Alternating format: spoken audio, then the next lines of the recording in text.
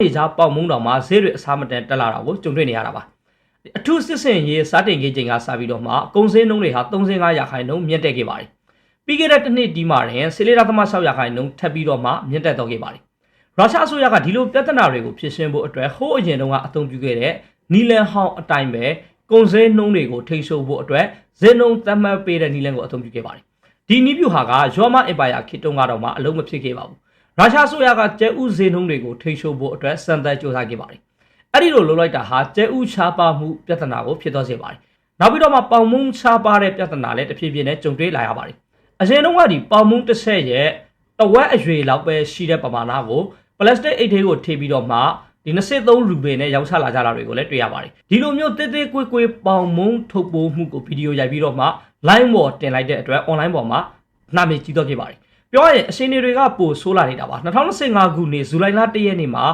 အင်ယာလျှက်စစ်ရေတဘာဝဓာတ်ငွေစတဲ့အသုံးစရိတ်တွေဟာစနစ်ရာခိုင်နှုန်းမြင့်တက်ခဲ့ပါတယ်ဒါပေမဲ့လည်းအဲ့ဒီကဏ္ဍတွေမှာတော့အစိုးရကဝင်ပြီးတော့မှဈေးနှုန်းထိန်းချုပ်ဖို့အတွက်မကြိုးစားသေးပါဘူးဒါပေမဲ့ကုန်စည်နှုန်းကိုထိန်းချုပ်ဖို့ကြိုးစားတာဟာငွေကြေးဖောင်းဖော်မှုပြဿနာကိုတကယ်မဖြေရှင်းပေးနိုင်ဘူးဆိုတာကတော့ရုရှားနိုင်ငံသားတွေသိနေပြီးသားဖြစ်ပါတယ်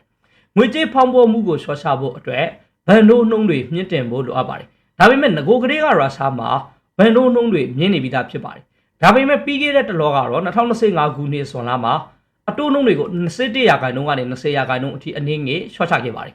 20ရာခိုင်နှုန်းဆိုတာဟာတကယ်တမ်းပြောရမယ်ဆိုရင်တော်တော်လေးကိုများနေတဲ့ဘဏ်တို့နှုန်းဖြစ်နေပါသေးတယ်ဒါပေမဲ့မြင့်မားတဲ့အတိုးနှုန်းတွေကနောက်ထပ်ပြဿနာတစ်ခုကိုဖန်တီးပေးပါတယ်အဲ့ဒါကတော့အရက်ဖက်စီးပွားရေးလုပ်ငန်းတွေဟာအရင်ကလိုရင်းနှီးမြှုပ်နှံလို့မရတော့ပဲအကျိုးအမြတ်လည်းလျော်နေလာပါတယ်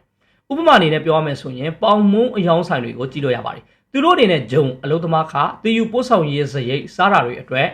မြင့်မားလာနေတဲ့ဈေးနှုန်းတွေအပေါ်မှာအများကြီးရုန်းကန်နေရပါတယ်ဒီလိုမျိုးရုန်းကန်နေရတဲ့အချိန်မှာဘန်ဒိုးနှုန်းတွေမြင့်မားနေတဲ့အတွက်လုပ်ငန်းရှင်တွေဟာရှင်းငွေယူဖို့အတွက်မဖြေးနိုင်တော့ပဲအခက်တွေးလာကြရပါတယ်အကျိုးအမြတ်ကလည်းအရင်လောက်ကြီးမရတော့တဲ့အတွက်သူတို့ရဲ့လုပ်ငန်းတွေကိုဆက်ပြီးတော့မှလုပ်ဖို့ဆိုတာကမဖြေးနိုင်တော့တဲ့အခြေအနေရောက်လာပါတယ်ဒါဟာဒီကနေ့ခေတ်ရုရှားနိုင်ငံရဲ့စီးပွားရေးအခြေအနေဖြစ်ပါတယ်အခုချိန်မှာရုရှားစီးပွားရေးလုပ်ငန်းအများအပြားအတွက်ရှင်သန်နိုင်မဲ့တခုတည်းသောနီလန်ကတော့အည်အသွေးကိုရှော့ချ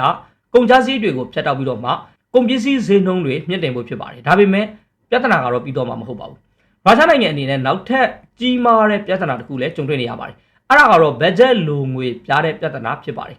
ပုံမှန်အဖြစ်ရုရှားမှာကြီးမားတဲ့ဘတ်ဂျက်လိုငွေပြားမှုမရှိပါဘူးဒါပေမဲ့စစ်ပွဲစတင်ကတည်းကရွေးချယ်စရာမရှိတော့တာပါ2023ခုနှစ်ဘတ်ဂျက်လိုငွေပြားမှုက